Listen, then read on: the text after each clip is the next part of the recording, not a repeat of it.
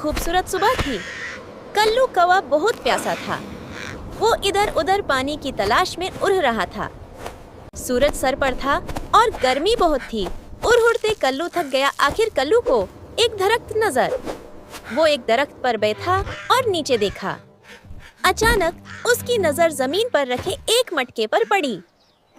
मटका आधा पानी से भरा हुआ था। कल्लू झट से मटके के पास गया। उसने पानी पीने की कोशिश की, लेकिन उसकी चूंच पानी तक नहीं पहुंच रही थी।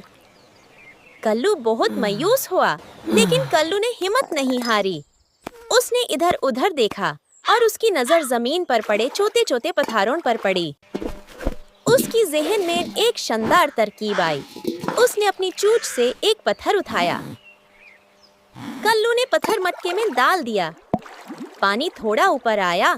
कल्लू खुश हुआ और एक के बाद एक पत्थर मटके में डालता गया और इस तरह कल्लू ने अपनी प्यास बुझा ली। और फिर कल्लू कौवा अपने घर की तरफ चला गया और सो गया।